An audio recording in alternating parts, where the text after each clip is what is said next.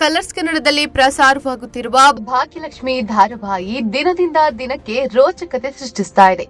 Twist ಮೇಲೆ twist ಕೊಟ್ಟು ಪ್ರೇಕ್ಷಕರನ್ನ ಹಿಡಿದಿಟ್ಟುಕೊಳ್ಳುವಲ್ಲಿ ಈ ಧಾರಾವಾಹಿ ಯಶಸ್ವಿಯಾಗ್ತಾ ಇದೆ. ಸದ್ಯದಲ್ಲೇ ಭಾಗ್ಯಳ ಹೊಸ ಪಯಣ ಶುರುವಾಗಲಿದೆ. ಇಷ್ಟು ದಿನ ನೋವನ್ನೇ ನುಂಗಿ ಬದುಕುತ್ತಿದ್ದ ಭಾಗ್ಯಗೆ ಇದೀಗ ಮತ್ತಷ್ಟು ಕಷ್ಟಗಳು ಬಂದೊದಗಿದೆ. ಭಾಗ್ಯಳನ್ನ ಕೆಲಸದಿಂದ ಕಿತ್ತೆಸೆಯಲು ಶ್ರೇಷ್ಠ ಹಾಗೂ ಕನಿಕಾ ಸೇರಿ ಮಾಡಿದ ಮಾಸ್ಟರ್ ಪ್ಲಾನ್ ಕೂಡ ವರ್ಕ್ ಆಗಿದೆ. ಪರಿಣಾಮ ಭಾಗ್ಯ ಕೆಲಸ ಕಳೆದುಕೊಂಡಿದ್ದಾಳೆ. ಆದ್ರೆ ಇದರಿಂದ ಕುಗ್ಗದ ಭಾಗ್ಯ ನಾನು ಸೋತಿರಬಹುದು, ಸತ್ತಿಲ್ಲ ಎಂದು ಕನ್ನಿಕಾಗೆ ಸವಾಲ್ ಹಾಕಿದ್ದಾಳೆ.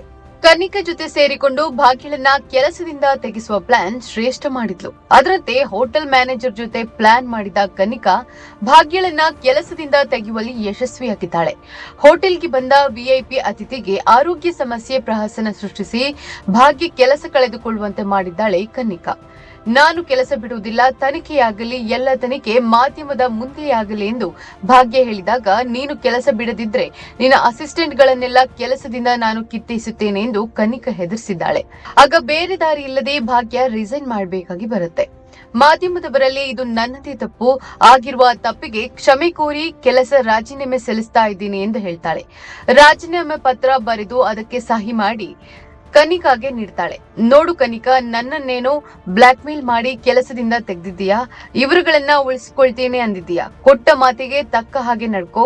ನಾನು ಇಲ್ಲಿಂದ ಹೋದ ತಕ್ಷಣ ನನ್ನ ಅಸಿಸ್ಟೆಂಟ್ ಗಳನ್ನ ತೆಗೆದು ಹಾಕೋಕೆ ನೋಡಿದ್ಯೋ, ಪರಿಣಾಮ ನೆಟ್ಟಗಿರಲ್ಲ ಎಂದು ಭಾಗ್ಯ ಎಚ್ಚರಿಕೆ ನೀಡಿದ್ದಾಳೆ.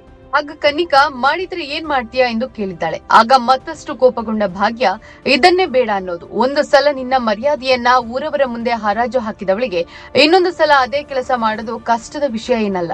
ನೀನು ಇವುಗಳಲ್ಲಿ ಒಬ್ಬರನ್ನಾದ್ರೂ ಕೆಲಸದಿಂದ ತೆಗೆದೆ ಅನ್ಕೋ, ಆ ಕ್ಷಣದಲ್ಲೇ ಅಸಲಿ ಸತ್ಯ ಏನು ಅಂತ ಮೀಡಿಯಾದಲ್ಲಿ ಬ್ರೇಕಿಂಗ್ ನ್ಯೂಸ್ ಆಗಿ ಬರುತ್ತೆ. ನಾನು ಇವತ್ತು ಸೋತಿರಬಹುದು, ಆದ್ರೆ ಸತ್ತಿಲ್ಲ ಎಂದು ಭಾಗ್ಯ ಹೇಳಿದ್ದಾಳೆ.